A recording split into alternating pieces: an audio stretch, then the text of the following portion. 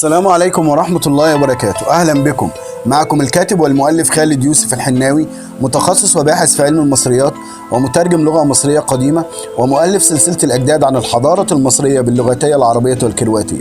سوف نتحدث اليوم عن منطقة تل باسطة، وهي من أشهر المواقع الأثرية في محافظة الشرقية التي تقع على تل كبير في إطار مدينة الزقازيق الحالية. وكانت المدينة تعرف في النصوص المصرية القديمة باسم بير بيستت، أي مقر الإله القطة بيستت، على اعتبارها أنها كانت المركز الرئيسي لعبادة الإلهة بيستت التي ترمز إلى القطة المقدسة.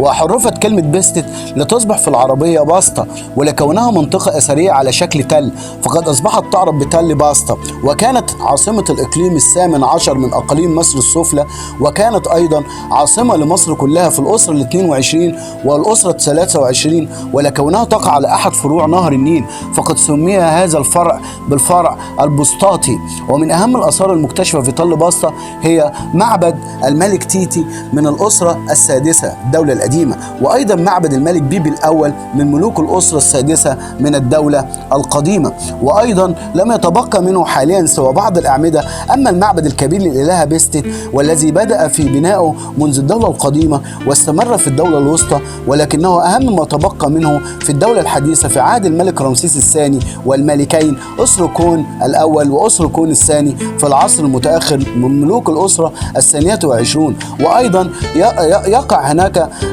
للملك نختنبو نبقف وهو الملك نختنبو الثاني من الأسرة الثلاثين، وقد دمر المعبد تدميرا شديدا ونقلت أحجاره الجرانيتية من هنا وهناك، ولم يتبقى من هذا المعبد الضخم سوى بعض الأحجار المتناثرة هنا وهناك وبقايا عناصر معمارية وأجزاء من تماثيل وأحجار عليها كتابات هيروغليفية.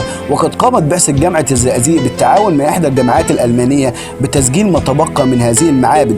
ويوجد هناك معبد الإله مي حسي ويقع على بعد 60 مترا شمال المعبد الكبير، كان مكرسا لعبادة الإله مي حسي العضو الثالث في ثالوث تل باسطة، وشهد في عهد الملك أسركون الثاني من العصر المتأخر، ولم يتبقى منه سوى أجزاء من أعمدة وبعض الأحجار. ويوجد أيضا مقصورة الملك أمنحتب الثالث من عهد الأسرة الثامنة عشر من الدولة الحديثة، وكان مشيدا من الطوب اللبن باستثناء مدخله شهد بالحجر، وكان يحمل اسم الملك أمنحتب الثالث.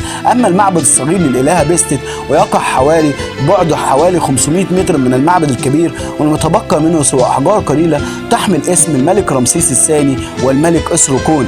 أما جبانة الدولة الوسطى في تل باسطة شهدت معظم المقابر من الطوب اللبن والقليل منها بالأحجار، وتحمل بعض المقابر المشيدة بالأحجار أسماء أصحابها. أما جبانة الدولة الحديثة عثر بها على عدد قليل من مقابر الأفراد التي تؤرخ للدولة الحديثة. أما جبانة القطط التي تقع في تل باسطة كانت تتكون من مجموعة من السراديب المحفورة داخل باطن الأرض، وخصصت لدفن القطط التي ترمز إلى الإلهة الرئيسية للبلدة الإلهة بيستت بعد تحنيطها. وقد عثر على الكثير من المومياوات للقطط من التماثيل والبرونز والأحجار. أما منطقة بني عامر فهي قرية صغيرة تقع على بعد 8 كيلو شمال شرق تل باسطة، وعثر فيها في السنوات الأخيرة على آثار ترجع على ما قبل الأسرات حوالي 4000 قبل الميلاد، ومن الأسرة الأولى والثانية، حيث عثر على صليات وأواني من الألباستر والفخار وأدوات من العاج، كما عثر على آثار من العصر المتأخر وأيضا العصر الروماني. أما منطقة السوة فهي تقع وتبعد في مركز أبو حماد، وتقع على بعد حوالي 15 كيلو متر شمال شرق الزقازيق. عثر فيها جبانات كبيرة تتبع الإقليم العشرين وهو إقليم صفت الحنة، وتؤرخ هذه الجبانة للعصور المصرية القديمة المتأخرة. من الآثار التي عثر عليها في هذه الجبانة مومياوات وموائد قرابين وتماثيل أشابتي وتمائم وغيرها من التماثيل. وشكرا لحضراتكم، وكان معكم الكاتب والمؤلف خالد يوسف الحناوي، متخصص وباحث في علم المصريات.